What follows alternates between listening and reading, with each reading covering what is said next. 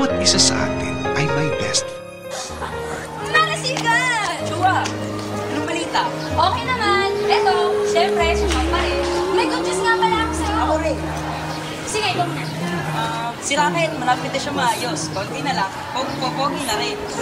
Tagal-tagal na niyang si Rocket, hindi mo pa rin siya naayos. Pero, by the way, alam mo ba, kanina, sa shop, may isa akong kliyente. Umorder ng 1,500 shirts. Biruin mo yun, 1,500 shirts. Oo, talaga?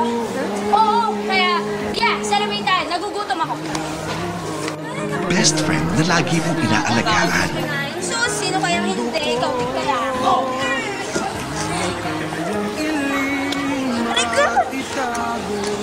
May iba ka rin, no? Ay nako, syempre naman, nanay na, assistant na, kapatid na, at paminsan-minsan pwede pang shop na may usap ka. Ang swerte-swerte ko. Kasi lahat ng gusto ko, alam mo. Pwede na kitang kapatid eh. Pwede ka na rin pumasang nanay ko. Basta best friend ah, walang iwanan. Si Boss, nagdala naman, pangit mo! Pangit mo! Ito mo, Anto, pangit. Pogi-pogi ka. Pangit yung kanyang pangit yan! Kaya nga may tinatawag na best friend, di ba? Na lagi kang nandyan para sa kanya. Kahit nasasaktan ka na.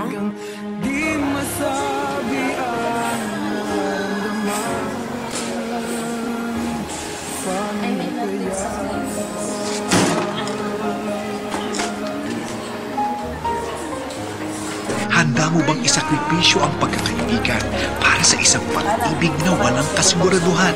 Do you really wanna make a scene, Box? Do you really wanna make a scene? Box! Box! Ana! Box! Ana!